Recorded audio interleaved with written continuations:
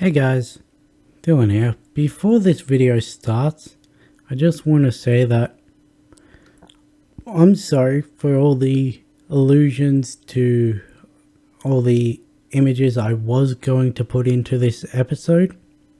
The actual compiling of the video, putting all the parts and segments together, took a hell of a lot longer to export than it should have.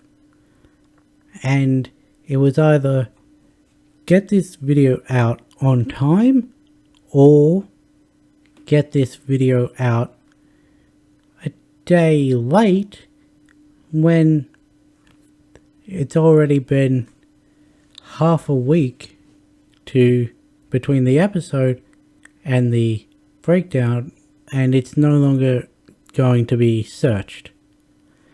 So for those people that have seen the episode, you'll know the points in the episode that I'm making reference to. Everyone else, you're gonna have to wait until the actual video is released to the public to get the actual image of what I'm trying to say. Sorry about that. Hey guys, Dylan from the Geek Duo here, and today I'll be bringing you my RWBY Volume 8 Chapter 6 breakdown. And let me just say, this episode was both brilliant and a shit show. I'll be honest, I feel every week I'm saying that this episode is better than it was last week, and I have a feeling I'm going to say that again next week, but this week, no exception. But on the same hand, this week's episode also made me feel the worst out of all of the RWBY episodes, barring the apathy episode, because that deals with basically depression and that resonated with me. So I mean, just look at the thumbnail I put for my reaction of this video. That's how I spent a good couple minutes after the reaction ended, before I even started the talking about the episode. I'm also going to make mention of both the episode's title, which is Midnight, and its synopsis, which is simply It's Time, because they are both incredibly relevant to multiple parts of this episode. Also, there were a lot of small scenes and quick cuts throughout the majority of this episode, so fair warning, I will probably be saying and then or just then a lot throughout this video. The episode begins in the exact same way that episode 1 did, with a young Cinder scrubbing the wooden floors of some building, which in the next scene we see that it's a barn, and we see that it's more of an orphanage than, say, a barn you'd find on a farm, because there are a lot of other kids, all of them looking very disheveled, dirty, like they don't own any changes of clothes.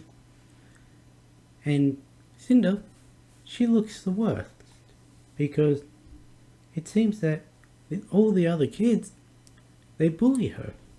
And likely a part of that bullying is taking at least a portion of her food, because she's the only one that looks as malnourished, well, as she does, because the other kids look like they've been eating a decent amount for kids in an orphanage.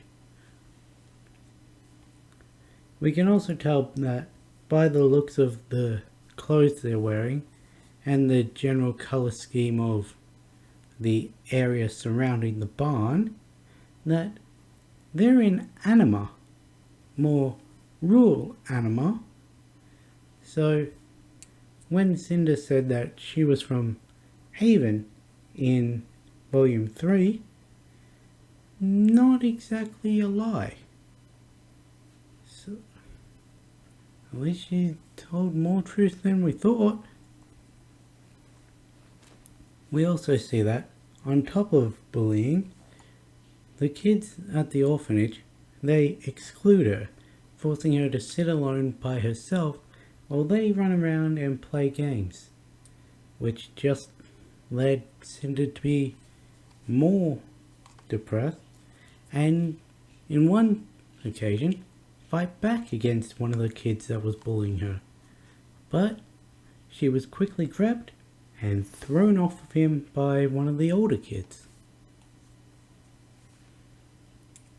A lot of these scenes, at least in this first part, are interspersed with cutbacks to Cinder scrubbing the floor and a woman taking steps. And that woman becomes more relevant because in the very last scene of this section of the episode, we hear the woman say, "I'll take her," meaning Cinder. Likely meaning she's adopting her, and that sort of plays into the whole stepmother thing. I'm not sure if you really classify an adoptive mother as a stepmother, but it's sort of on the same wavelength. I actually surprised they went with the full orphan story. I expected it more to be like Cinderella, at least in this part, with one of her parents marrying the step-parent and then dying, not just this being the only parental figure in her life. I was actually expecting it to be a sort of evil stepfather to sort of change it from the story a little, but we see that it's pretty cut and dry as Cinderella story from start to, well, not so much the end, but from start to meeting the fairy godmother. The episode then cuts to Cinder standing outside of a hotel, a rather immaculate hotel that appears to be in Atlas, which I said last season that her line about "you Atlas elites always hoarding power" seemed to be a more personal level, implying that she'd had some experience with an Atlasian elite holding power over her, which we see as the Madame of the Glass Unicorn Hotel is not the kindest adoptive mother, more adopting Cinder just to have quick labor, cheap labor. We see that she's quickly ushered through the foyer, which is full of what can only be assumed to be Atlasians and huntsmen, all milling about, talking, drinking, having a grand old time. And Cinder is quickly taken into a storeroom, sort of an offshoot of what would be the kitchen, and we get our first good look at the Madame and her two daughters, who I will be giving the names of the ugly stepsisters from the Disney Cinderella movies, where the one with ringlets will be Drizella, and the one with straight hair will be Anastasia. That's what I'll be referring to them on their own, though I'll just be calling them the sisters when talking about them collectively. Cinder notices a basket of steaming buns sitting behind the sisters, and obviously being as hungry as she would be from her travels and her time at the orphanage, that's all she can focus on. until the Madame gets her attention again by telling her the chores that are expected of her, which is basically everything around the hotel. She lists off folding laundry, cleaning dishes, scrubbing the floors so that they're clean enough to eat off of. And when Cinder finally manages to ask if she can have one of the buns to eat, the Madame picks up the bun and tosses it on the floor in front of Cinder, saying, "You better get to work, the floors look filthy." We see that Cinder, she quickly scrambles to pick up the bun and start eating it. And the last we see of this scene is the sisters walking out of the room laughing as the light fades to a singular spotlight on Cinder, and then the door shuts in front of the camera, blocking off the scene. I was about to make a comment in my reaction at this point that it looked like Cinder was about to start singing in like a stage play or something, but before I could, we got our first of 2 montages for the episode. This one entirely of Cinder's duties throughout the hotel, accompanied by a song. A very Cinderella-esque song that, were it not for the fact that the first 4 lines match up to the first 4 lines of Lucis Natore, though it's acoustic, female, and between 1.25 and 1.5 speed, if it wasn't for that, I wouldn't have been surprised had this been in a actual Cinderella movie. There's no actual dialogue in the scene, so even I was able to understand the words of the song, and it's just listing off what she's expected to do. Clean the linens, sweep the floors, shut your mouth and do your chores. Scrub the dishes in the sink, no one said that you should think. Shine the silver, wash the clothes, and when you're finished, darn the socks, draw my bath, fetch my slippers, fill my glass, and rub my feet. Hurry up, you're so slow, you're no good, I hope you know that your life is of no use, and the truth is that no one's ever loved you. I was going to actually sing it the way it's sung in the scene, but then I forgot to do that when I started reading through it, and then just started picking up speed when the song normally would pick up speed. And while this is playing, we actually get to see just how much that last line is true. The whole "no one's ever loved you," because I'm going to say this is happening during her first month at the hotel.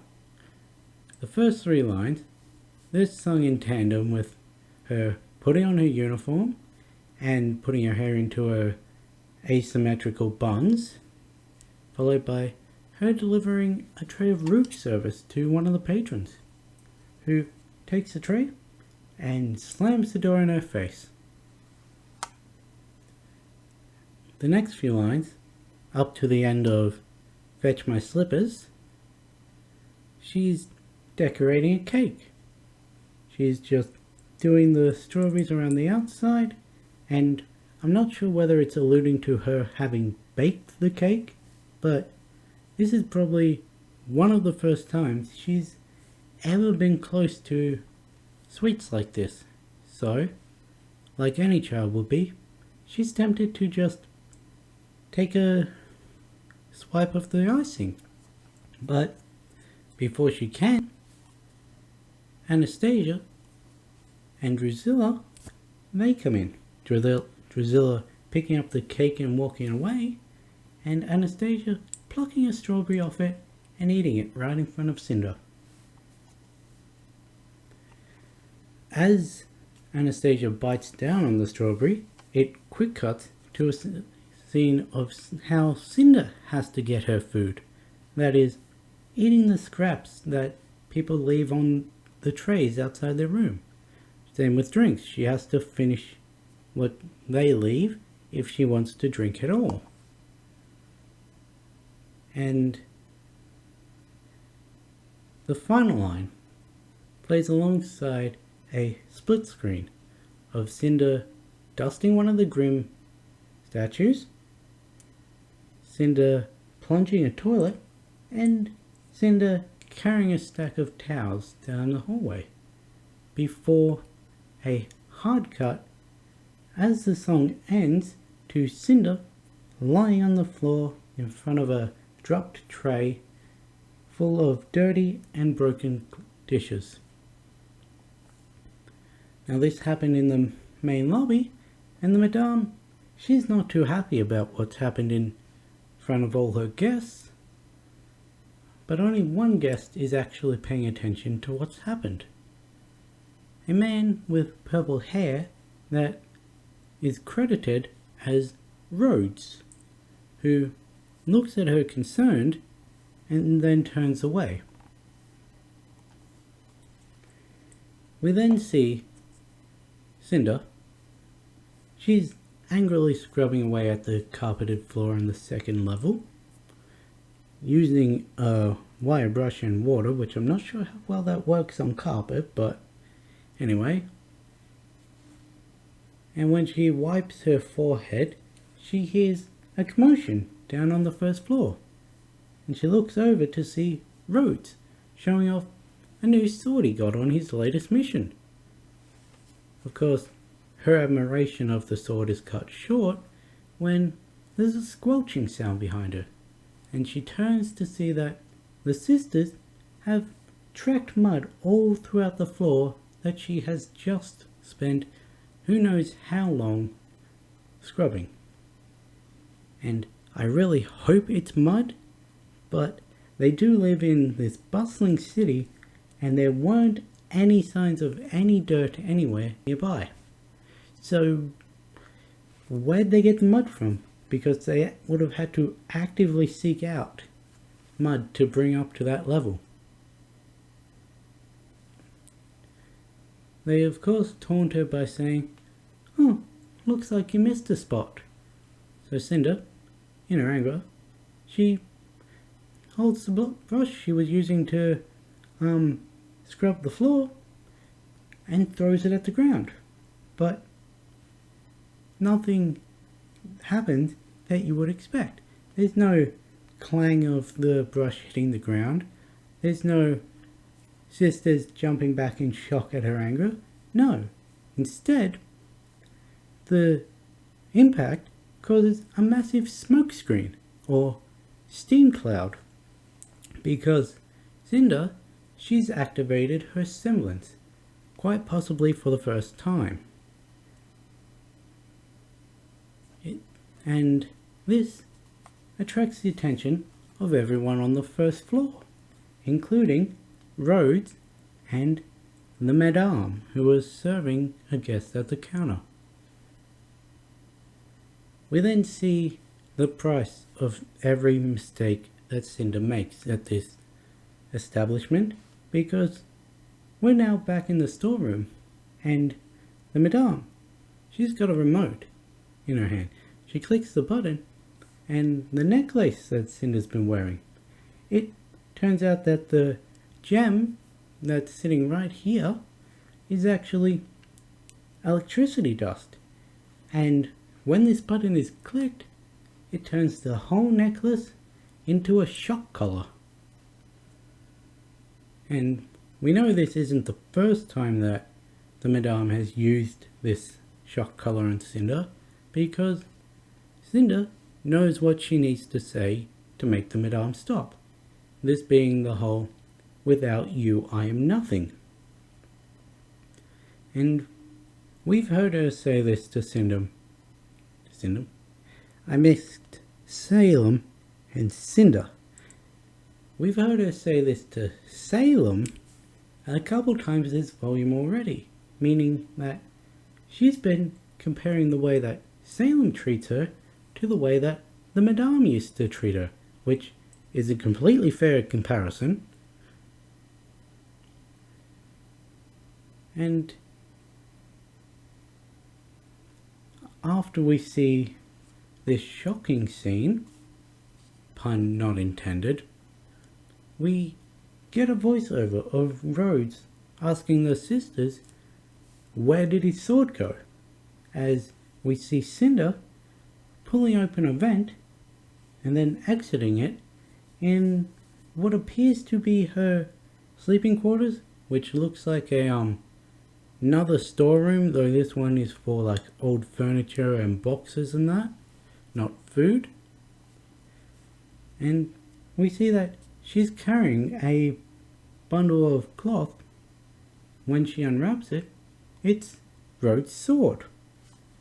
But before she can really admire it much, she's interrupted by Rhodes commenting that, I don't think that belongs to you. She quickly panics and throws the sword at him, which would have hit him dead on had he not just swung his maces and knocked it into the wall. So even without any training at all, Cinder has very good aim. And Cinder, obviously, scared of what's going to happen to her now that she's been caught stealing, because she's had the kids at the orphanage who used to hurt her. She's had the Madame where any misstep would result in her hurting Cinder, so she expects to be hurt by Rhodes. But he just drops his maces on the ground and rolls them towards Cinder in a show of, I'm not going to hurt you, kid. But Cinder, still in a panic, grabs one of the maces and tries to hit Rhodes with it, only for him to catch it in a hand that is now made of metal. That's right, Tetsu has now transferred from My Hero Academia to RWBY. Or more, he would have transferred from RWBY to My Hero Academia, considering this happened about a decade and a half before the events of RWBY. So, about 15 years or so.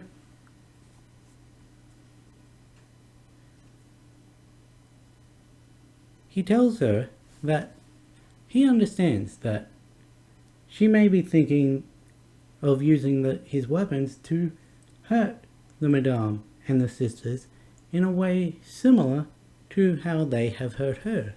But in doing so, she'd just have to live the rest of her life on the run. Cinder then throws this back at him like, what do you expect me to do? You're free to go do whatever you want. I'm trapped here every day enduring this, and I just want to be free. She doesn't say it in those words, but that's basically the point of what she's trying to say, which is a fair enough comment. Rhodes likely doesn't know what she's experiencing. He has an idea of what's happening to her, but I doubt he's lived through the experience of having a parental figure be abusive. We don't know this for sure. He could very well know exactly how Cinder feels, but I'm just speculating. He asks Cinder how old she is, and if she really wants to be like him. To which she replies, she's 10, and most definitely she wants to be free like he is. So he's like, 10. We've got about 7 years to get you ready for the Huntsman exam. And that's right, everyone. There was a point in Cinder's life, several years in fact, that she wanted to be a huntsman, and given the fact of her age and the fact that she was an Atlas, there's a good chance that had this line of life played out properly, then she could very well have been at the same huntsman, could have gone to Atlas Academy with Winter. Maybe they were classmates or teammates. Maybe they were even friends in some other universe. But not this one. We then get a montage of Cinder's life over the next few years, showing her training with Rhodes, working at the hotel, getting tortured by the Madame, and waiting for Rhodes to come back from his mission, and then repeating. We see an image of her being trained hand to hand, then her being trained in dual wielding, and eventually, after what looks to be 3-4 years maybe, so she's about 14 at this time, judging on the changes to her character model, Rhodes, he gifts Cinder her first weapon, a replica of the sword she stole all those nights ago. And he's like, just a few more years and you will finally have the freedom you want.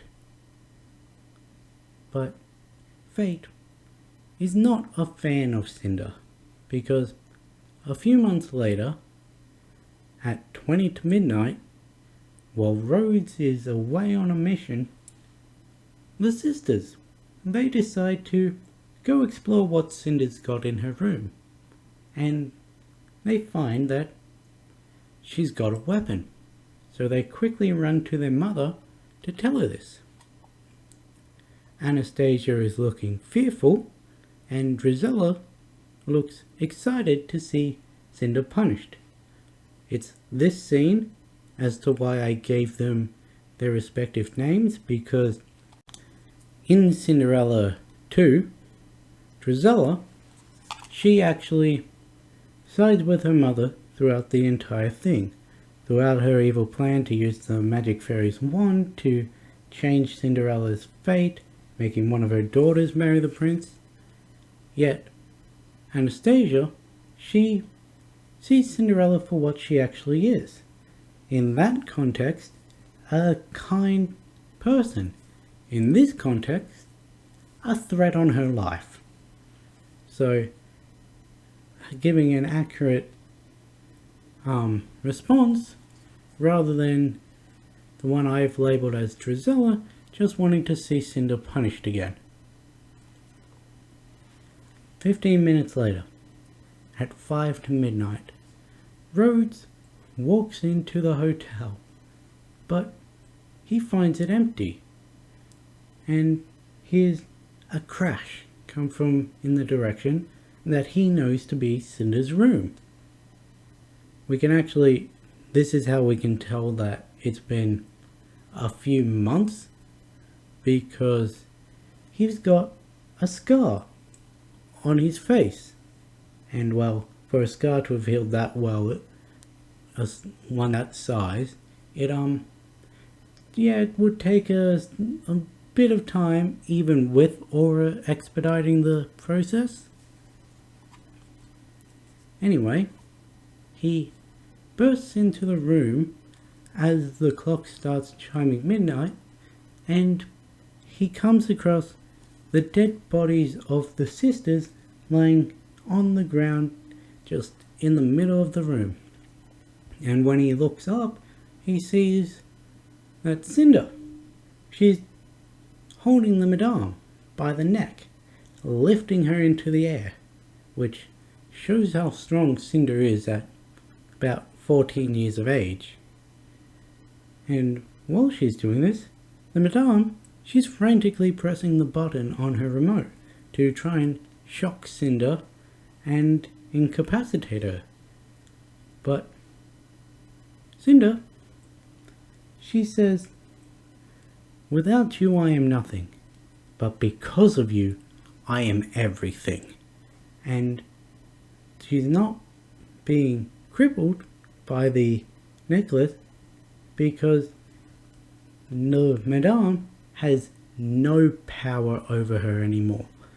She's got her aura to tank some of the damage that the shock is doing. She's got a resistance built up to the shocks from the years of having been shocked this way, and she has adrenaline also mitigating the pain, and we see just how much strength and adrenaline is coursing through her because she just snaps the Madame's neck, just crushes it. Also, dark note about this scene, but as it zooms in close on the Madame's face, you can actually see the burst blood vessels in her eyes, which is common when someone is being choked. And while there's no other blood in this scene from the sisters lying dead on the ground, likely stabbed, I am surprised they put that into the scene. Cinder, she finally notices, after the Madame is dead, that Rhodes, he's in the room now. So she turns to him with a look of hopeful joy in her eyes, and she's like, I don't have to run anymore. I'm free. But he repeats what he warned her earlier, saying, all you'll ever do is run. Now, if I was any good at editing at all, I had more skill than just putting images on my screen, here's the point where I'd put that scene from The Simpsons where Bart's like, you can actually pinpoint the exact moment his heart breaks, but with Cinder's reaction to this happening instead of Ralph on the TV.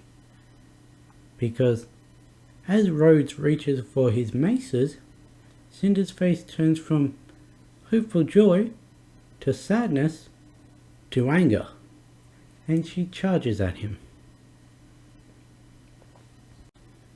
As the two of them clash, we get our second song for the episode, though unlike every other song in RWBY up until this point, this one isn't RWBY exclusive. No, this song is actually Awake from Casey's band OK Goodnight. It's specifically the 4 lines before the final chorus. Silence fuels the deadly cries, ripped apart by knives in lovers' lies. Curse my innocence goodbye, take my hand, then take my life. And with what happens in this scene, yeah, those lyrics are fitting. Because the fight starts. It's the instrumentals building up to the song. And in this point, Rhodes, he has the upper hand.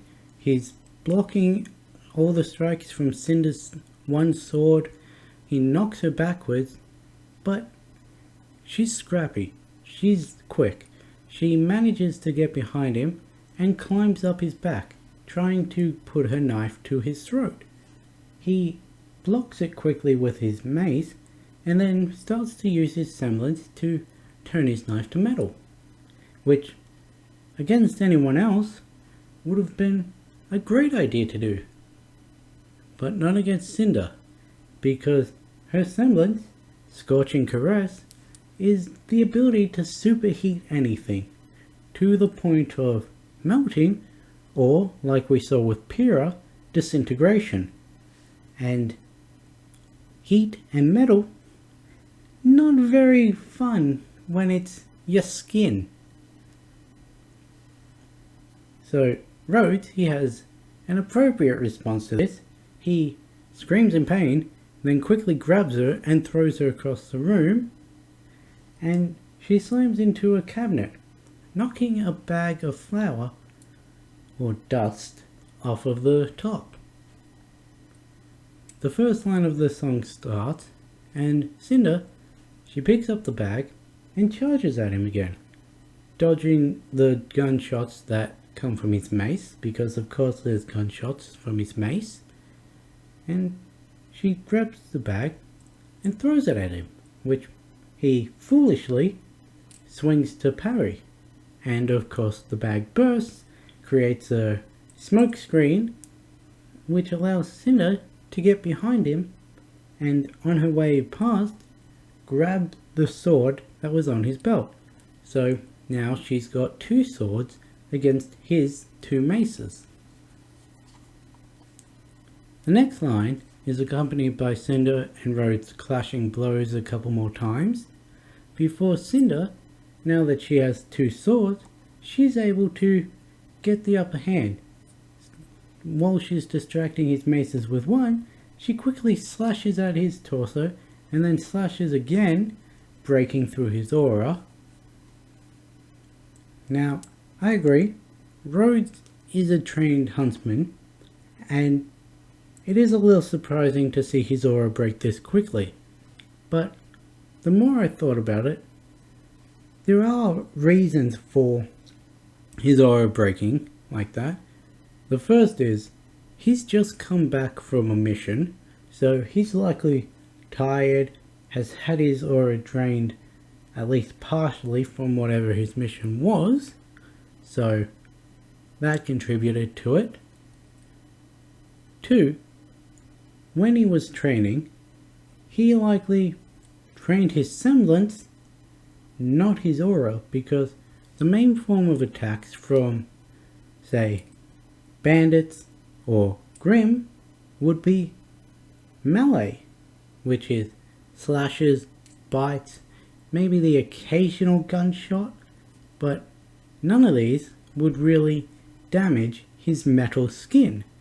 So it makes complete sense that he'd focus on training that up, because why would he need the second shielding of aura if he has this first shield that he can activate whenever he wants? But that doesn't work if his semblance actually gets damaged, because he's probably never come up against another fire-like semblance that can actively injure him while he's in his semblance form. So how I think his semblance works is, it takes a small amount of aura to activate it, and with each slash or gunshot he takes, it takes a little bit of his aura away, but not as much as it would a normal person. However, if someone is actually able to do damage to him in his metallic form, it would take a considerable chunk of his aura away, which is what Cinder did. This is me trying to reason out why the fight went the way it did. The third line shows Rhodes, he's realized now he needs to stop holding back, because Cinder, she's likely going to kill him like she did the sisters, like she did the madame.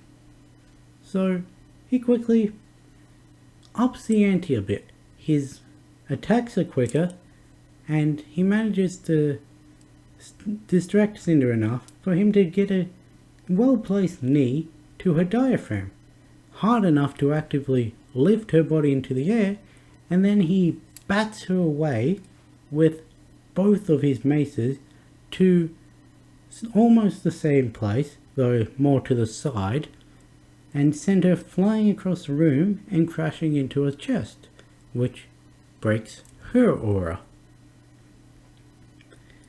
Seeing that the swing seems to have knocked her out, Rhodes, he drops his weapons, thinking that the fight's over, and starts walking towards Cinder with his hand reached out. The final line plays as he gets within reaching distance, and Cinder, who wasn't actually knocked out, panics, and with her eyes closed, she thrusts both her swords upwards and pierces straight through Rhodes' torso.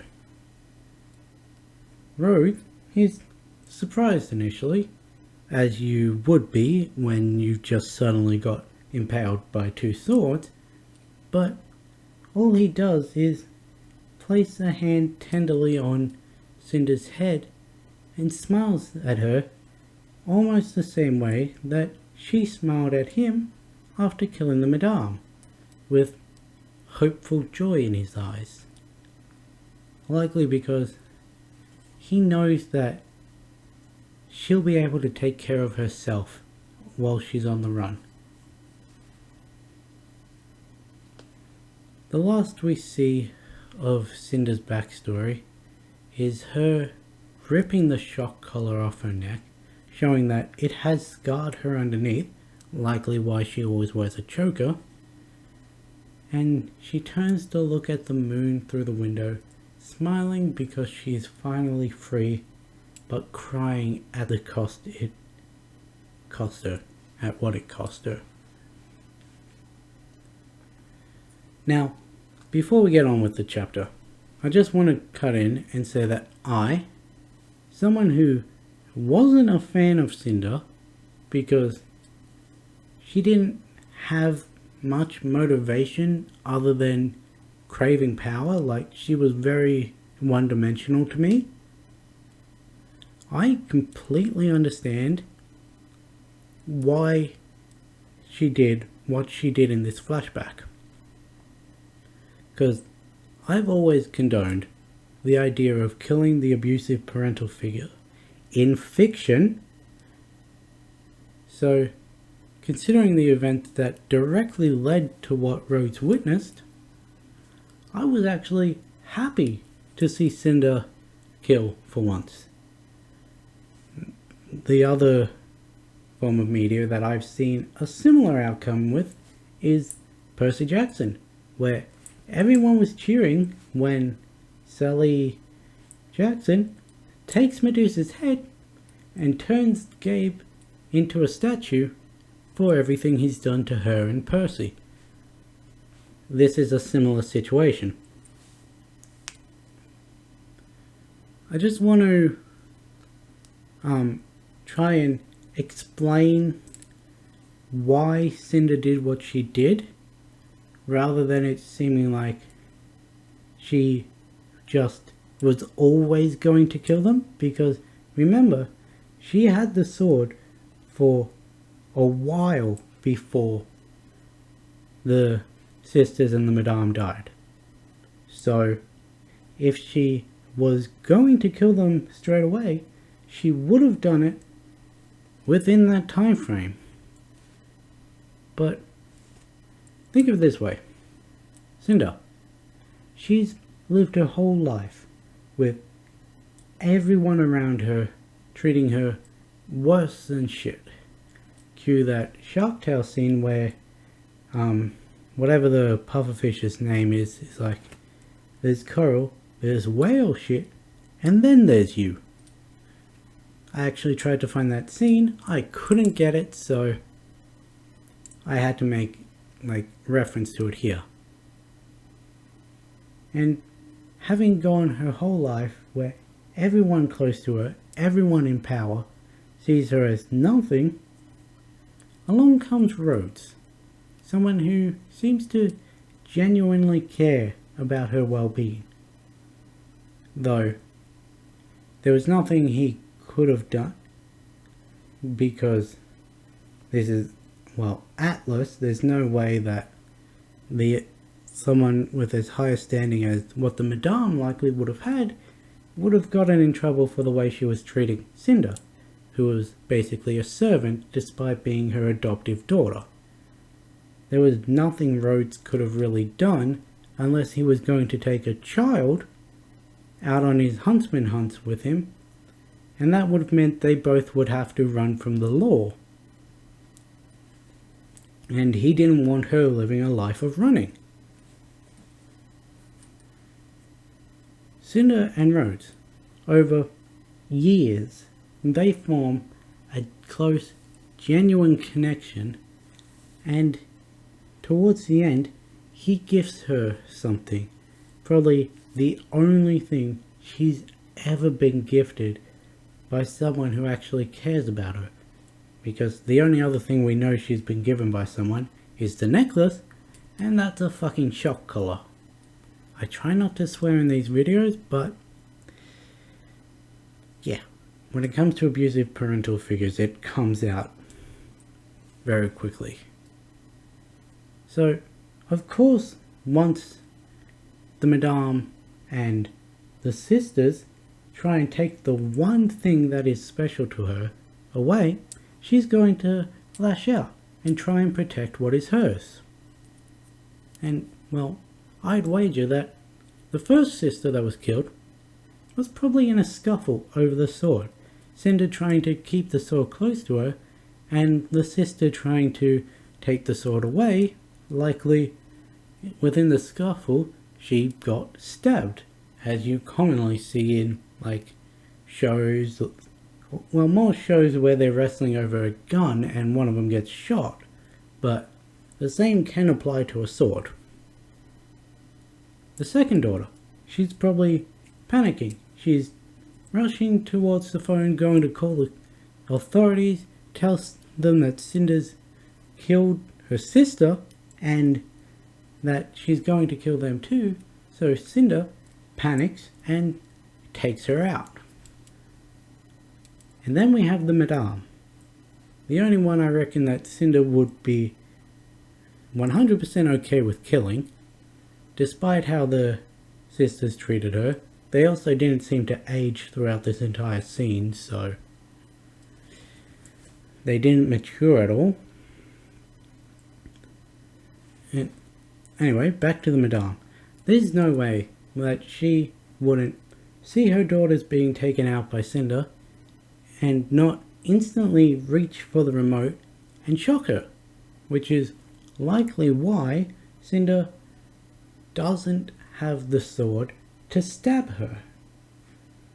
Of course, this is probably when the adrenaline kicks in and helps Cinder to overpower the shock and give her the strength to pick up the madame and choke her out like we saw. But it's completely understandable as to why she took out the sisters and the madame. The first sister probably an accident, the second sister probably self-preservation, and the madame because she would have actively fought back against Cinder, shocking her, and probably was about to pick up the sword and kill her anyway. Finally, there's Rhodes.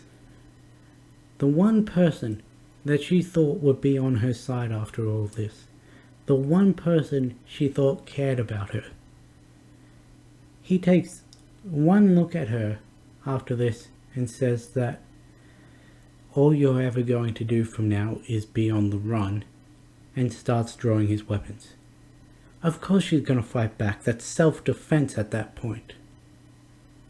Though, I don't actually think Rhodes was going to intentionally harm Cinder, or I don't even think he was going to hand her over to the authorities. I'm pretty sure this was him testing her. I think this because, well, he was obviously holding back for the first half of this fight, because once his aura broke, he quickly overpowered Cinder, but he was holding back. He was testing her skill, and once Cinder was incapacitated, he stopped fighting. He dropped his weapon and he walked over to her to put a hand on her head tenderly. I reckon that he was testing her to be like his apprentice, or for him to say, you're ready to go to one of the lower level combat schools like what Signal was. Because I just reckon that he wasn't going to hurt her. He was actually going to try and help her so long as he knew she was ready, and that explains the look on his face as she kills him. Like, you're strong enough to protect yourself now. By the way, we're only halfway through the episode, and I've been talking about Cinder for 48 minutes. When a volume or two ago, I would have been happy not talking about Cinder at all. I really didn't like her, and now, while I don't condone her current actions, I understand how she got onto the track of that being all she knows. Plus there's the manipulation from Salem, bringing out the worst of her after she has just gone through this traumatic experience. I completely understand how she became the person she is, and yet I still don't condone her action, which means that they've taken a character who, for me, was one-dimensional and made her into a compelling villain. Which I'm honestly surprised they managed to do so quickly. Now, just because I say that Cinder is a compelling victim, and we know her backstory now, how she got to be how she is, that doesn't mean that she's one of the villains that will get a redemption arc. She may get a breaking free arc and become her own separate party in this final war that's going to happen, but she won't be a good guy. She'd be anti-hero at best, working with the side that is more preferable with her ideals, which eventually may be the good guys in taking out Salem for everything she's done. But it may also be Salem until she can get all 4 maiden powers and then turn on Salem. We don't know, but she's definitely not going to get a redemption arc in which she becomes a good guy, unlike some of the other heroes could be. Not other heroes, other villains could. That being Emerald, Hazel, and Neo. She falls in between what Cinder could be and a redemption person, because she was just a criminal before this. She was never really a villain until she got roped into this, and she doesn't want to be there, so she just wants her old crime partner back, but he's likely the person that got turned into the Hound.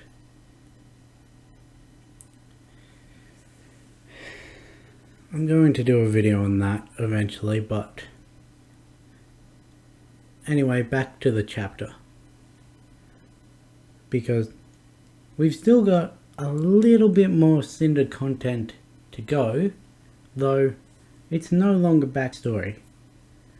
We find out that all the events that we've just witnessed, they're what Cinder sees when she's asleep, because once the flashback ends, Cinder sits up on her bed on Monstra, to the obvious relief of Emerald, who had been waiting in the room for Cinder to awake. Cinder first seems angry at Emerald for bringing her back to Salem's fortress, though we see that this is fueled by fear of the fact that she's failed yet again. And not only that, she went against what Salem directly told her and then failed, which makes it worse.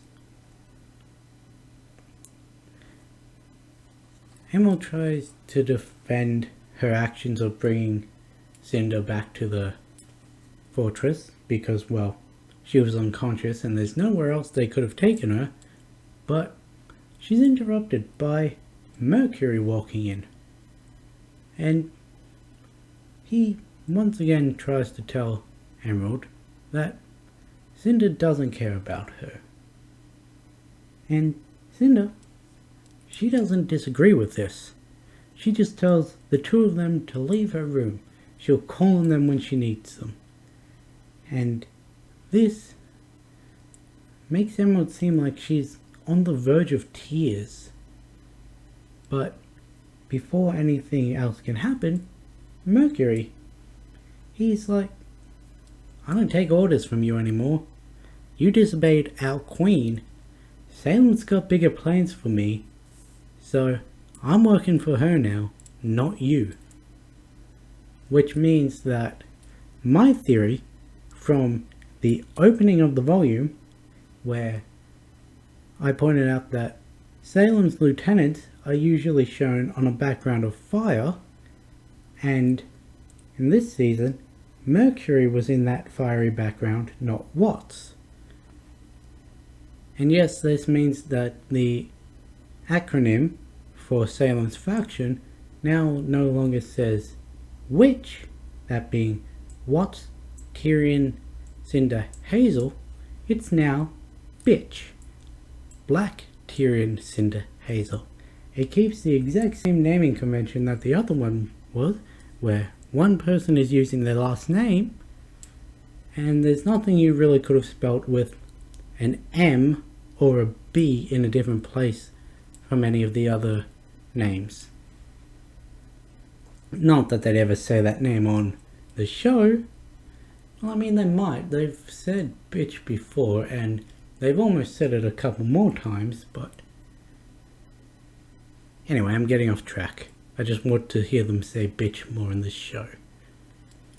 Cinder, she's genuinely surprised at this turn of events, and actually seems a little sad that Mercury isn't working for her anymore.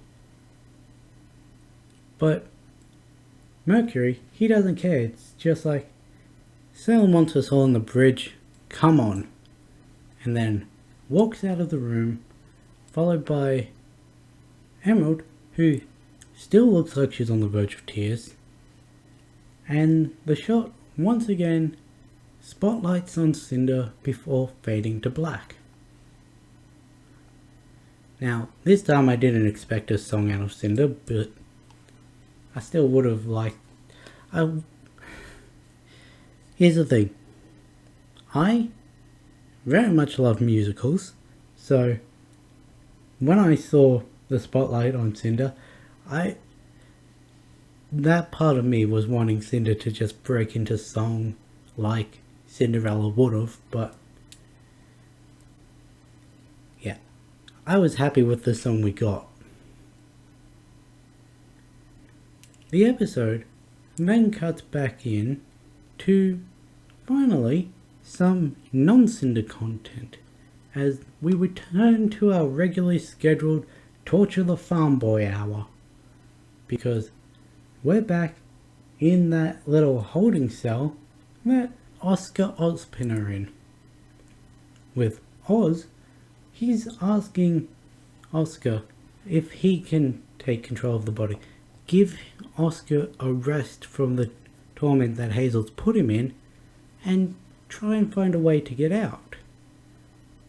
But Oscar reveals that he can tell Hazel is holding back because of the fact that it's Oscar and not Ozpin, and that they've been given a prime opportunity to turn the tables on Salem, because her modus operandi is to send her little soldiers in and have them tear apart the cities from the inside.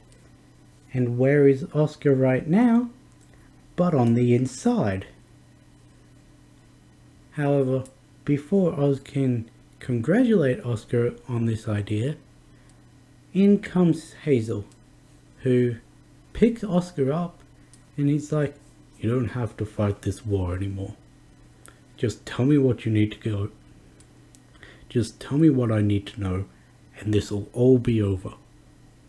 I'm not sure if he was planning on killing Oscar right there, or if he was actively going to stop hurting him, because he still knows that Ozpin's in there, and would he really let him live?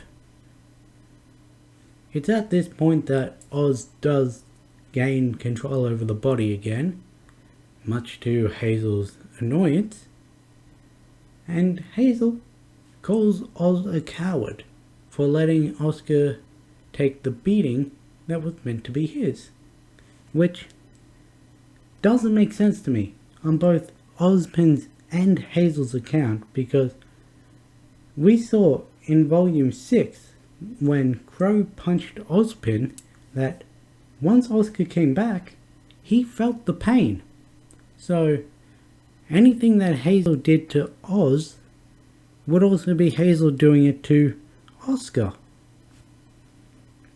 Doesn't really make sense on either of their behalf. But Oz, being Ozpin, he knows what to say to people to get them to see things his way. He's very much like Salem in that way, though he's working on the side of good. And he asks Hazel outright, I know how you see me, but why would you work for her? She's a hell of a lot worse than me.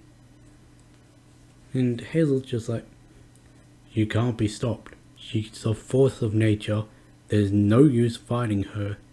And you know this, and you still send kids to their death. Which, fair, Ozpin did know from a universal truth giver that there was no way to destroy Salem. But, as Oz points out, she's not a force of nature, because forces of nature are naturally created. Salem, on the other hand, can be actively fought, and at least he's trying.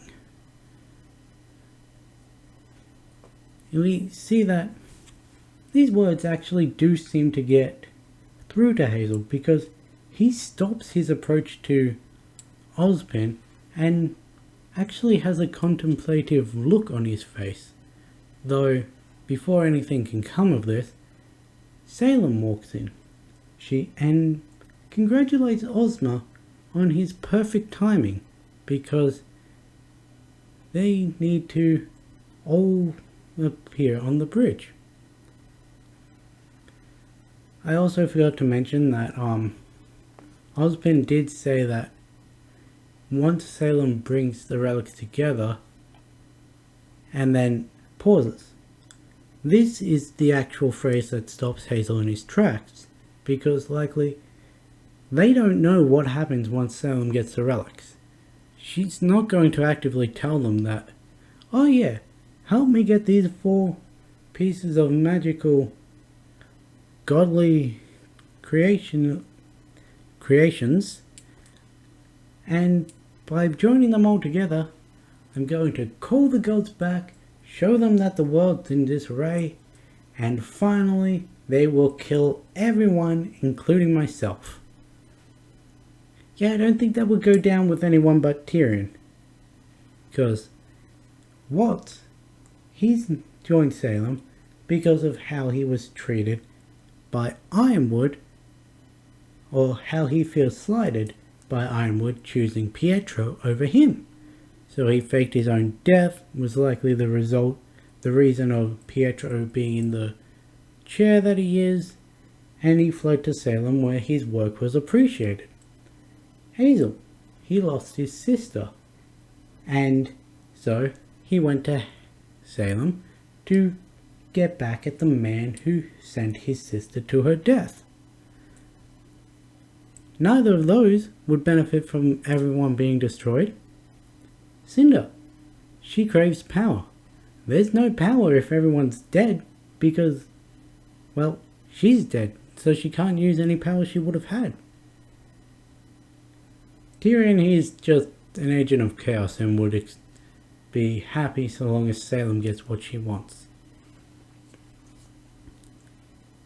Anyway, it then cuts to Salem, sitting in her throne, with the Hound to her side, her lieutenants and Oscar in front of her on one knee with their heads bowed, and Neo and Emerald off to the side, also on one knee and their head bowed.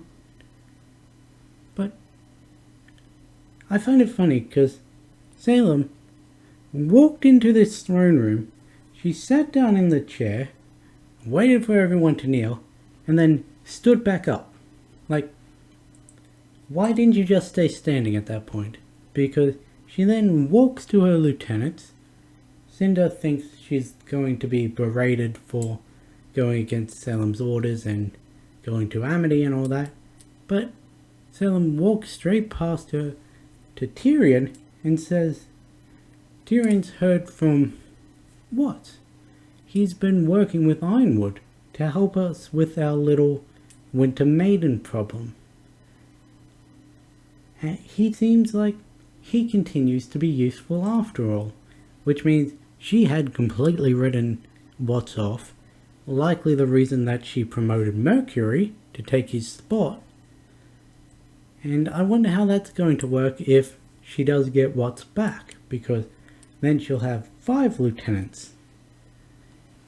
And we remember what happened last time there was a team of 5. One of them fucking died. She then uses Watts' work with Penny as a jumping off point to talking about Cinder. How she failed once again to get the Winter Maiden power, and in doing so defied a direct order from Salem. So what does Salem do? She uses her manipulation over Grimm to do something to Cinder's arm. We don't exactly know what she's doing, but it's causing Cinder a hell of a lot of pain, and considering the high pain tolerance she has from having the shock collar for years, it really shows just how much pain is dealt to Cinder for her to constantly be screaming the way she is. We also get callbacks to what we saw earlier, where when her arm starts writhing and hurting her, she relates it to the shock collar. And then it cuts back to the continued torture from Salem, and then we see the shot of Cinder holding up the madame. But before anything can come of this, Salem stops and she says the exact words she needs to say to get Cinder back on her side, because she likely knows that Cinder has been treating her like her old abusive stepmother, and so she's just like, your failures, they're my fault. You've been looking for power your whole life, and who am I to stand in the way of that? Go, get Watts back. He can take you to Penny, and whether you or my hound get to it first, you will finally have the Winter Maiden powers.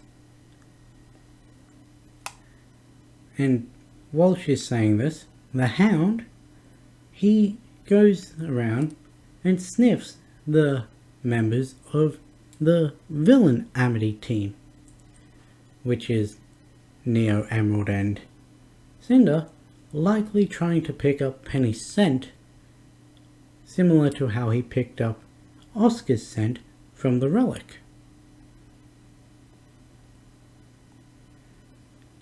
This is the point that I'm not sure if it's Ozpin or Oscar in control of the body at this point, but he shouts out, trying to tell everyone that they're just helping Salem bring about the end of everything, but he's silenced by Hazel slamming him to the ground and then picking him up to Salem's face level, though he does still have this contemplative look on his face. And Salem, she's just like, you're too late.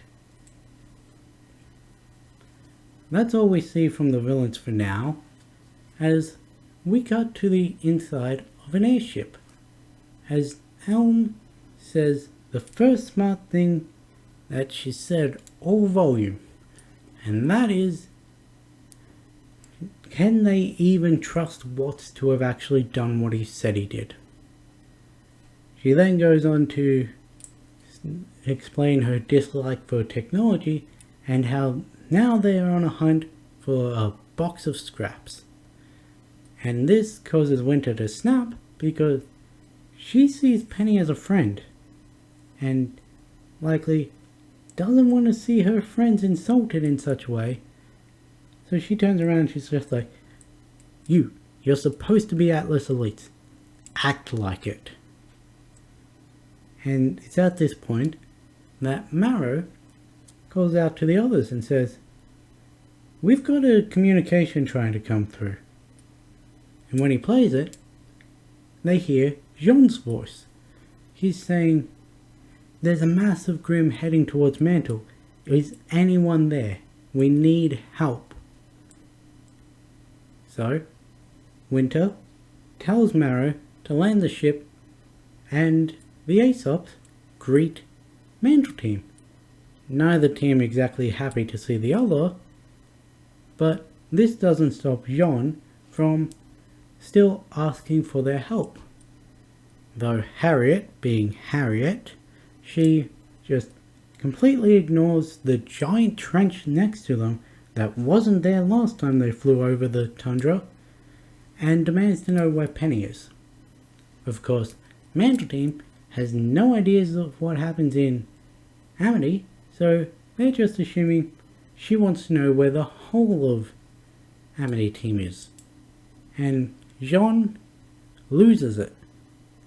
More than he did to Ren, who actively called him out on something that he did. Which shows just how much Jean dislikes Harriet and how much he still respects Ren and understands what he's going through. But he's just like, are you serious? There are people in actual danger right now and you're still trying to blame us? Which Harriet does try to blame them, saying that the people that are in danger is because of you kids. But before she can be a bigger idiot, she's interrupted by an earthquake, which we then see is affecting all of Mantle because the people in the crater are cowering from it.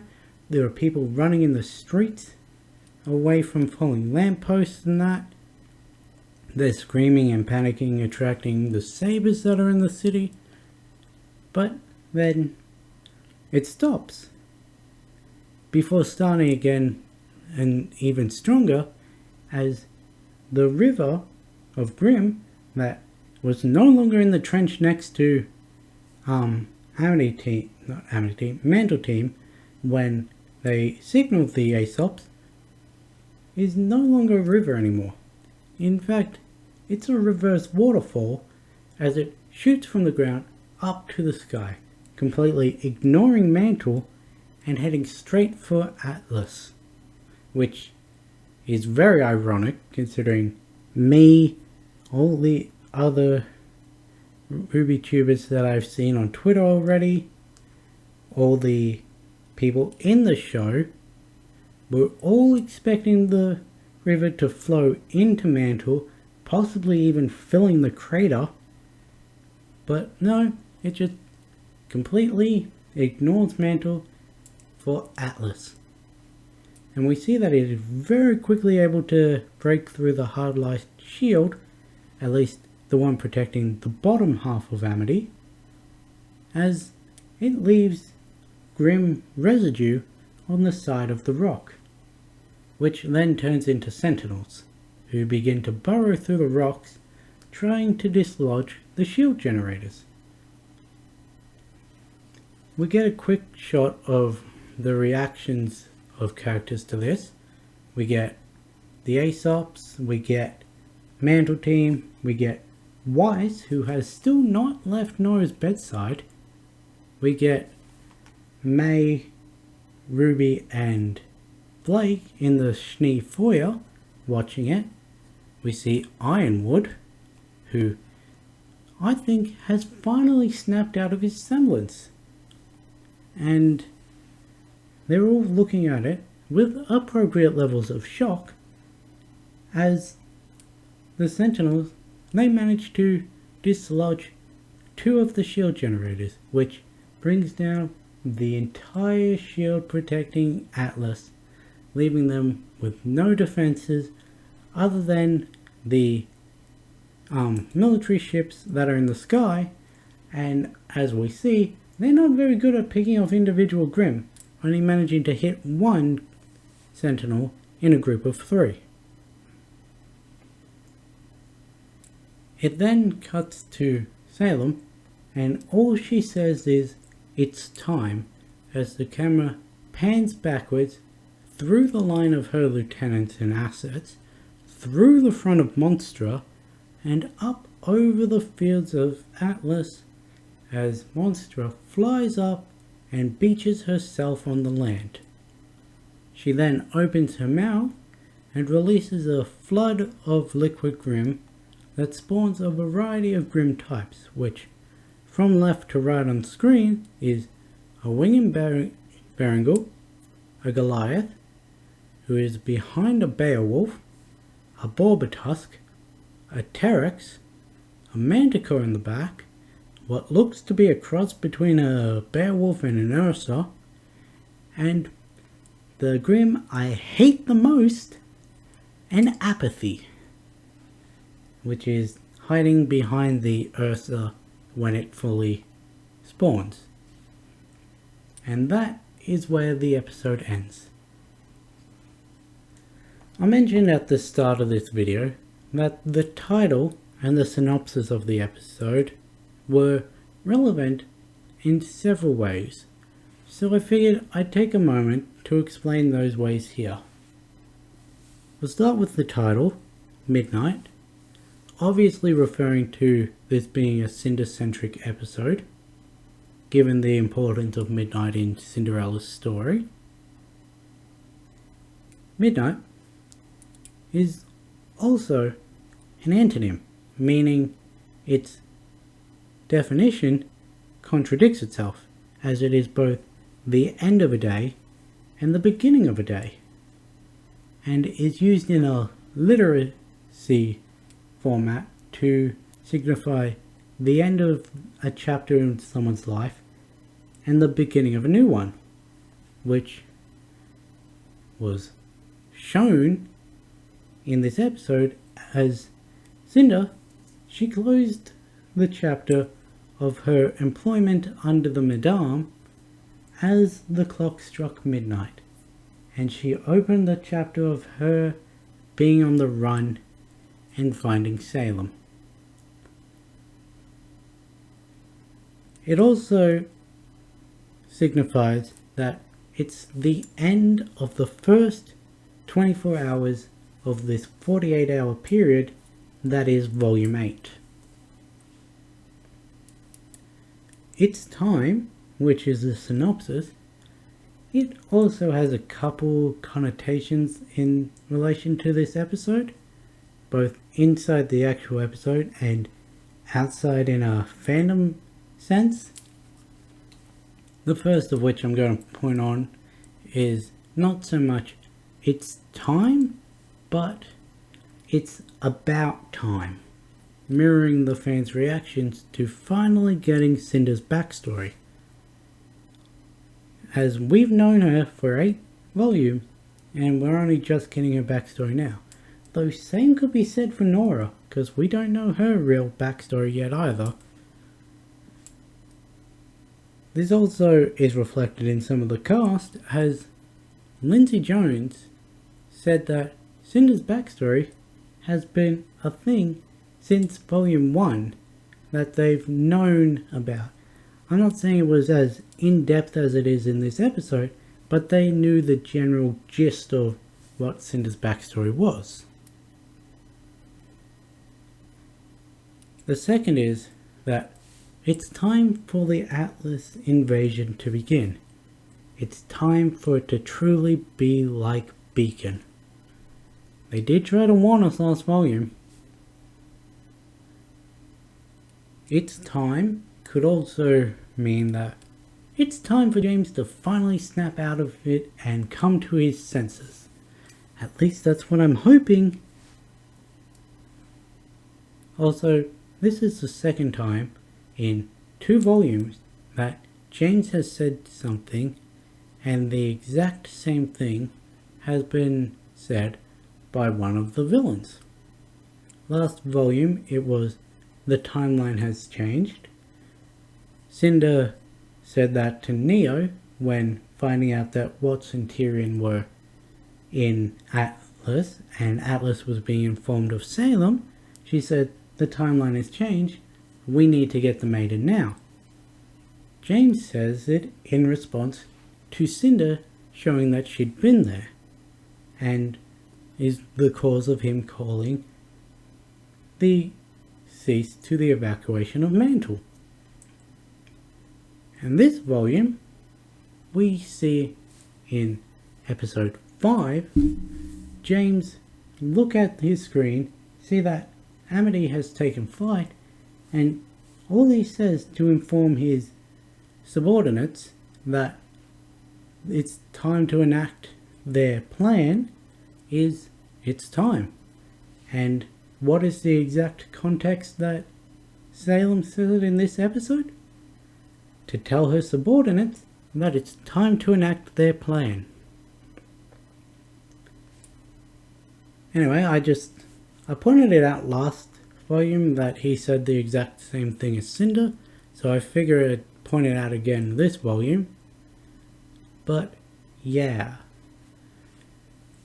the way this episode ended just really floored me, because I was expecting that to be the mid-season break with Salem beginning her invasion, though that would mean it would have had to have come next week.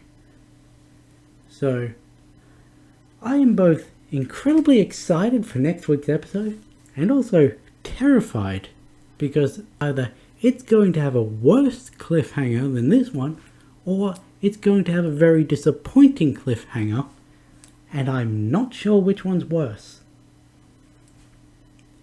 But yeah, it was a great episode because, like I said, it gave me an appreciation for the villain that's been there the longest, well, survived the longest, and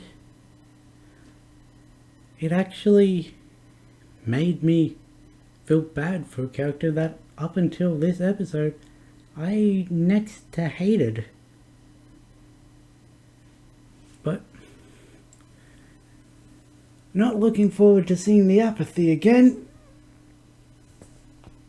That could be a very bad encounter for, say, Willow or Crow or Ironwood or any of the Aesops or any of the fucking Atlas elites who haven't experienced anything but the joys of life and trivial hardships, experiencing real apathy. And honestly, I reckon it would kill them a lot quicker than it killed the farmers in Brunwick Farm, even though there only appears to be one that we've seen. Anyway, this video's already gone on for a lot longer than an hour, so I'm gonna end it here. I'll catch you in the next one.